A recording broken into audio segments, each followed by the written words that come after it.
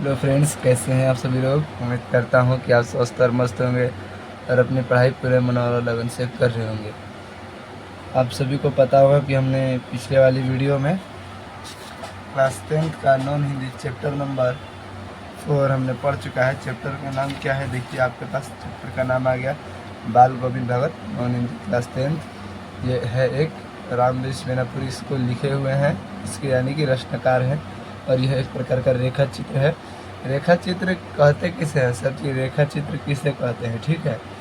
तो किसी भी व्यक्ति को देख के उसके बारे में लिख देना, जैसा वो कार्य करता है, जैसा वो रहता है, जैसा वो पहनता है, जैसा वो चलता है, उसी के अनुसार एकदम लिख देना, आपको कहलाएगा आपका रेखा चित्र। रेखा चित्र का अर्थ हुआ रेखा। रेखा मतलब देखकर उसके चित्र बना देना, देखकर और उसका चित्र बना देना, ठीक है।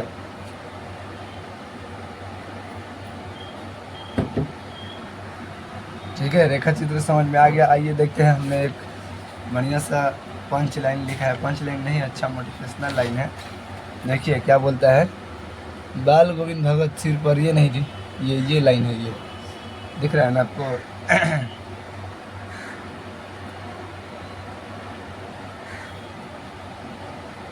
देखिए क्या बोलता है, इसे आप वॉलपेपर भी लगा सकते हैं, बहुत ही प्यारा लाइन है। सच्ची भक्ति वह है जो इंसान को कठिन परिस्थितियों में भी सत्य, सादगी और मानवता के रास्ते पर चलना सिखाए। बाल गोविंद भगत का जीवन हमें यही प्रेरणा देता है। बोल रहा है कि सच्ची भक्ति वही है जो सत्य और अहिंसा, जो सत्य की परिस्थितियों पर सादगी और मानवता के रास्ते पर चलने का सिखाए। बाल गोविंद भगत की यही मतलब जीवनी जो उनका है, उनको देख के जो राइटर हमारे लिखे हैं रामवृक्ष मैनापुरी जी, वो यही बताते हैं, ठीक है। आइए देखते हैं हम, सॉरी जूम आउट करना था। आइए देखिए क्या बोलता है, हमारा बहुत ही प्यारा सामने लिखा है। हम बता रहे हैं आपको, यदि आप इस वीडियो को 1 से 2 बार देख लेते हो और अच्छे तरीके से अध्ययन करके, और इस जो लाइन में लिखा हूँ ये नोट पॉइंट है, बुक में से निकाला हुआ है मेरे भाई, आप बात को समझिए, बुक में से निकाला हुआ है। यदि आप इसको पढ़ लेते हैं तो आपका ऑब्जेक्टिव के साथ साथ सब्जेक्टिव भी बन सकता है। समझ में आएगा ना, सब्जेक्टिव भी बन सकता है। अब पूछ लेगा कि बाल गोविंद भगत का बेटा कैसा था, तो बाल लिखिएगा, बाल गोविंद भगत का बेटा सुस्त बेटा था और वह सुस्त था। बाल गोविंद भगत के एक बेटे थे। देखिए पूछेगा बाल गोविंद भगत के कितने बेटे थे और वह कैसा था, क्वेश्चन आ जाएगा। तो बाल गोविंद भगत का एक बेटा था और वह भी सुस्त था, ऐसे लिख सकते हैं, ठीक है। आइए हम अपने चैप्टर की ओर चलते हैं और अच्छे से अध्ययन करेंगे और समझेंगे एकदम बेहतरीन तरीके से।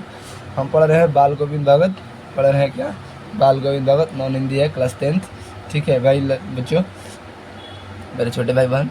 चैनल को लाइक जरूर कर दीजिए, चैनल को सब्सक्राइब जरूर कर दीजिए भाई। आपके प्रति सब्सक्राइब और लाइक हमारा प्यार है, ठीक है। आप प्यार दिखाइए भाई, प्यार दिखाइएगा तभी तो हम अपना और मेहनत करके और अच्छे से अच्छा इस कंटेंट को और बढ़िया करके लाएंगे भाई, ठीक है।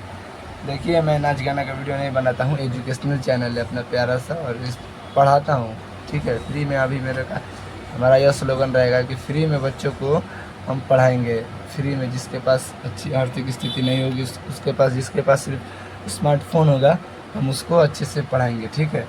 देखिए बाल गोविंद भगत के रचनाकार है रामवृक्ष बेनीपुरी। रामवृक्ष बेनीपुरी 2-3 बार बोलिए, रामवृक्ष बेनीपुरी, रामवृक्ष बेनीपुरी, ठीक है, रामवृक्ष बेनीपुरी। देखिए आगे क्या बोलता है, यह एक प्रकार का रेखा चित्र है, यह एक प्रकार का रेखा चित्र है, ठीक है।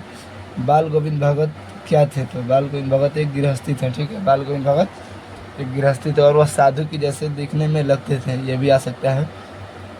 बाल गोविंद भगत, मेरे बातों को भी आप सुनिएगा ध्यान से। बाल गोविंद भगत का एक बेटा था। बाल गोविंद भगत को पूछ लेगा कितने बेटे थे, तो आप बोलिएगा एक बेटा था, ठीक है। बाल गोविंद भगत का एक बेटा और वह भी सुस्त रहता था। अगला पॉइंट क्या है हमारा, बाल गोविंद भगत की उम्र 60 से ऊपर ही हो रही होगी, मतलब बाल गोविंद भगत की उम्र जो है 60 से ऊपर ही हो रही होगी, ठीक है। ये पॉइंट आप याद रखिएगा। पूछता है कि बाल गोविंद भगत की उम्र क्या थी, तो 60 से ऊपर हो रही थी लगभग, ठीक है। आइए आगे देखते हैं। बाल गोविंद भगत कबीर के गीतों को गाते थे। देखिए, बाल गोविंद भगत कबीर के गीतों को गाते थे तथा उन्हीं को साहब मानते थे। पूछ लेगा कि बाल गोविंद भगत किसको साहब मानते थे, तो बाल गोविंद भगत कबीर को साहब मानते थे और उन्हीं के गीतों को गाते थे। ठीक है, और उन्हीं के गीतों को सुनते भी थे और गाते भी थे। उन्हीं में इनको ज़्यादा दिलचस्पी था। ओके, बाल गोविंद भगत की प्रभातियाँ कार्तिक से शुरू होकर फागुन के महीने तक चलती थी। पूछ लेगा, देखिए यहाँ से 2 क्वेश्चन बन सकता है। यहाँ से पूछ लेगा कि बाल गोविंद भगत की प्रभातियाँ कब शुरू होती थी, तो फागुन से शुरू होती थी। फिर पूछ लेगा कि बाल गोविंद भगत की प्रभातियाँ कब खत्म होती थी, तो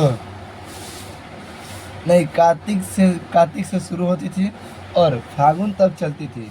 कार्तिक से शुरू होती थी और फागुन तक चलती थी। ठीक है, आइए अगला पॉइंट क्या बोलते हैं हमारा। ध्यान से देखिए, आप लोग पॉइंट को ध्यान से देखिए। ये नहीं कि अरे यार सर तो पढ़ा रहे हैं ना, चलो अभी क्या है, बाद में लिख लूँगा। नहीं, मेरे साथ साथ लिखते चलिए आप लोग। चलिए इस लाइन लिखिए जल्दी। आइए, बाल गोविंद भगत हर वर्ष गंगा स्नान करने जाते थे। बाल गोविंद भगत हर वर्ष गंगा स्नान करने जाते थे। ठीक है, बाल गोविंद भगत पूछ लेगा हर वर्ष कहाँ जाते थे, तो गंगा स्नान करने। ऑप्शन में रहेगा गंगा स्नान करने, आपको लगा देना है। ठीक है, आइए, बाल गोविंद भगत ने अपने बेटे को आग अपनी पतोहू से दिलाई क्योंकि उनका कोई बेटा नहीं था। बाल गोविंद भगत के बेटा का तो कोई बेटा नहीं था, उनकी शादी नहीं हुई थी। सॉरी, शादी हुई थी, शादी के ज़्यादा दिन ही नहीं हुए थे, तभी उनका बेटा की मृत्यु होगी। ठीक है, तभी उनके बेटे की मृत्यु हो गई। तो हिंदू धर्म में क्या होता है कि यदि कोई मर जाता है, यदि कोई का डेथ हो जाता है, इंतकाल हो जाता है, तो उनका आग जो है उनका अग्नि उनके बेटा से दिलाई जाती, उनके बेटा से दिलाई जाती थी। तो बेटा उनका नहीं था, बाल गोविंद भगत का बेटा नहीं था, क्योंकि बाल गोविंद भगत तो खुद बेटा है, इसका कोई बेटा नहीं था। ठीक है, ऐसा नहीं है, उसका भी बेटा हो जाता यदि उनका शादी होता था। तो ठीक है, बेटा नहीं था, तो इसीलिए उन्होंने अपनी पतोहू से आग दिलाई। पूछ लेगा कि बाल गोविंद भगत के बेटा को आग किसने दिया था, उनकी पतोहू। ठीक है, आइए देखिए, गर्मियों में बाल गोविंद भगत की संज्ञा बोला है, बाल गोविंद भगत की संज्ञा उमस भरी शाम को भी शीतल बना देती थी। बाल गोविंद भगत की जो भगत की संज्ञा है, उमस भरी शाम को भी शीतल बना देती थी। ठीक है, ये अगला पॉइंट क्या बोलते हैं, हम अपने वक्त को देखते हुए चलेंगे और वक्त को एकदम हम ज़ाया नहीं करेंगे। ठीक है, वक्त को ज़ाया नहीं करेंगे, क्योंकि देखिए दुनिया में सभी चीज़ आ सकता है, पैसा भी आ सकता है, आपकी गई हुई समृद्धि भी आ सकती है, सभी चीज़ आ सकता है। लेकिन जो भाई ये क्या लिखा मैंने, ये जो है ना भाई, ये कभी नहीं आता, टाइम अब तक कभी नहीं आता है। एक बार जो चला गया वो नहीं आएगा। अब क्या आप अभी जो देख रहे हैं, अभी वीडियो आप जितना भी बजे देख रहे हैं, 5 बजे 4 बजे 5 बजे, और क्या कल भी यह वीडियो उतनी टाइम देख सकते हैं, लेकिन ये वाला डेट नहीं रहेगा। ठीक है, अब बात को समझिए, अब बच्चे नहीं हो। ठीक है, ध्यान दीजिए पढ़ाई लिखाई में। आइए आगे देखते हैं अपना क्या बोलता है अगला पॉइंट। जो कुछ खेतों में पैदा होता सिर पर लाद कर पहले बाल गोविंद भगत साहब के दरबार में ले जाते और जब वहाँ से कुछ मिलता तब वह घर लाते। बोल रहा है कि बाल गोविंद भगत जो कुछ भी खेत में पैदा होता था वो खेती करते थे, वो खेती भी करते थे। ठीक है, वो खेती भी करते थे। खेत में जो भी पैदा होता है पहले वह साहब के दरबार, किसके दरबार बोल रहा था, यहाँ कबीर का बात हो रहा है, यहाँ कबीर का बात हो रहा है। ठीक है, कबीर का बात हो रहा है, कबीर ही को ना साहब मानते थे। और जब वहाँ से कुछ मिलता तब वह घर लाते थे। ठीक है, तब वह घर लाते थे, जो कुछ भी वो भेंट के रूप में देते थे कबीर साहब, उसी को वह स्वीकार करके और ले आते थे। दिक्कत, आइए आगे देखते हैं। बाल गोविंद भगत की संगीत साधना का उत्कर्ष उस दिन देखा गया जिस दिन उसके बेटे की मृत्यु हुई। मतलब ये बोल रहा है, यह पॉइंट हमको यह समझाना चाहता है कि बाल गोविंद भगत की संगीत साधना मतलब वो कितना गाना गाते थे और संगीत करते थे, उस दिन देखा गया, उसका उत्कर्ष उस दिन देखा गया जिस दिन उनके बेटे की मृत्यु हो गई थी। ठीक है, आइए आगे देखते हैं।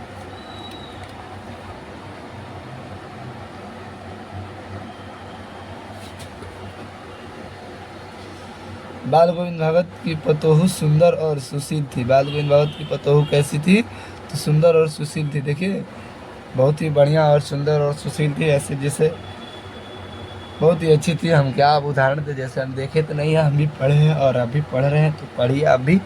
उनको तो देखा नहीं है कोई भी। आइए आगे क्या बोलता है। बाल गोविंद भगत रेखा चित्र के रचनाकार राम वृक्ष बेनीपुरी है। बाल गोविंद भगत के रेखा चित्र जो है, बाल गोविंद भगत एक रेखा चित्र है और इसके लिखने वाले हैं राम वृक्ष बेनीपुरी, राम वृक्ष बेनीपुरी। ठीक है, आप लोग वीडियो को पीछे कर करके, यदि हम पेन से लिख दे रहे हैं उसके ऊपर, तो आप वीडियो को पीछे करके आप लिख सकते हैं। ठीक है, बाल गोविंद भगत की रचना रेखा चित्र है। बाल गोविंद भगत की रचना क्या है? एक रचना है जो ये जो लिखे हैं, यह एक प्रकार का रेखा चित्र है। हमने आपको फर्स्ट वाले लाइन में भी बता दिया है। ठीक है, बाल गोविंद भगत के पुत्र की मृत्यु के बाद पतोह को रोने के बदले गाना गाने को कहते हैं, क्योंकि वह जानते हैं कि आत्मा परमात्मा से मिल गई। बाल गोविंद भगत देखिए, मृत्यु के बाद वही इंसान नहीं रोता है जो बहुत ही कठिन और कड़ा दिल का होता है, और वो बहुत कुछ जानते थे और मानते भी थे कबीर को। तो वो रोते नहीं थे, बल्कि वो बोले अपने पतोह से, उनकी बीवी से, उनके बेटे की बीवी से कि तुम रो मत, गाना गाओ, खुश हो, उत्साह मनाओ, क्योंकि भाई इससे बड़ा बात क्या हो सकता है कि आत्मा जो है परमात्मा से मिल गया, जाके आत्मा जो है परमात्मा से मिल गया। ठीक है, अब तुम रो नहीं, तुम खुश हो कि आत्मा परमात्मा से मिल गया। आगे क्या बोलता है देखते हैं। क्वेश्चन बन सकता है, देखिए कैसे क्वेश्चन बनेगा, हम बता देते हैं कि बाल गोविंद भगत के पुत्र की मृत्यु जब हुई थी, तब बाल गोविंद भगत पतोह को रोने के बजाय क्या करने को कहते हैं।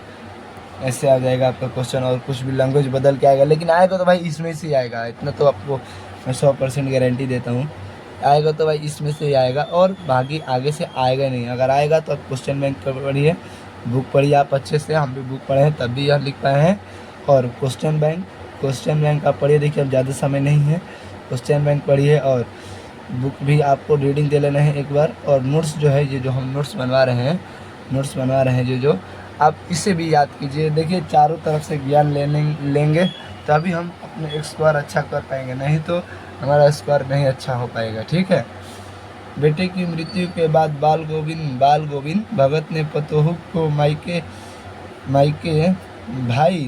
पतोह को भाई के साथ जाने को हुक्म दिया। बोल रहा है कि जब उनके बेटे की मृत्यु हो गई तो भाई जाहिर सी बात है कि जब किसी का पति मर जाता है तो भाई कब किसके साथ रहेगी। लेकिन देखिए इस कहानी में ऐसा नहीं है, ऐसा तो बिल्कुल नहीं, क्योंकि वह पुरातन ज़माने के थे भाई, पुरातन ज़माने के थे, तो उनका बहुत ही मन लगने लगता था, पतोह का बहुत ही मन लगने लगता था बाल गोविंद भगत में। तो बोलती है कि हमें जाने मत दीजिए, हमें ऐसा अनर्थ मत कीजिए, हम आपके चरण में ही रहेंगे।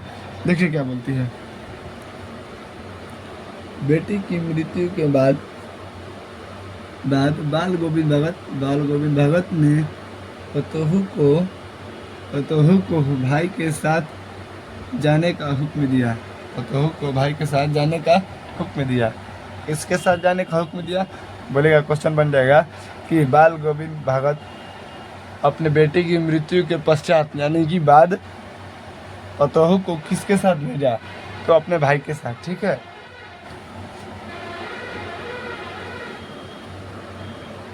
अगला पॉइंट क्या बनता है हमारा, देखिए। हाँ ठीक है,